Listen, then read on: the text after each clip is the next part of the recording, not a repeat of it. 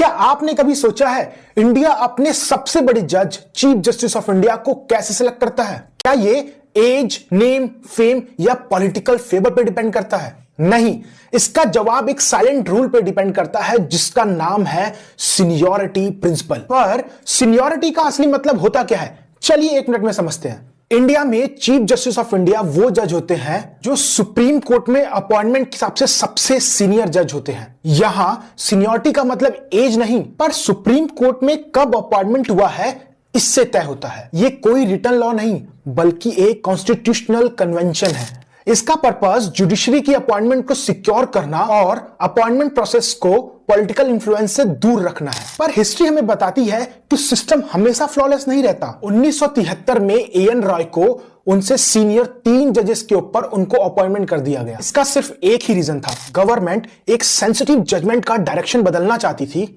इस डिसीजन पर massive controversy हुई और जुडिशियरी ने बाद में सीनियरिटी ट्रेडिशन को फॉर्मली रिस्टोर किया। प्रोसेस सिंपल है, current chief justice of India next senior most जज का नाम प्रेसिडेंट को रिकमेंड करते हैं, प्रेसिडेंट फिर उनको ऑफिशियली अपॉइंट करता है। यह प्रैक्टिस इसलिए फॉलो होती है ताकि ट्रांजिशन स्मूथ रहे और जुडिशरी के अंदर हायरार्की डिस्टर्ब ना हो। और इसी कन्वेंशन पर बेस्ड हमारे करंट सीजीआई ने जस्टिस सूर्यकांत को चीफ जस्टिस ऑफ इंडिया के रूप में 24 नवंबर 2025 को पद ग्रहण करने के लिए नियुक्त किया है। तो सीनियरिटी प्रिंसिपल सिर्फ एक ट्रेडिशन नहीं बल्कि जुडिशरी की स्टेबिलिटी, क्रेडिबिलिटी और ऑटोनॉमी का बैकबोन है। अगर आपको यह एक्सप्लेनेशन यूजफुल लगा हो तो हमारे पेज इट्स लीगल पावर को फॉलो करें।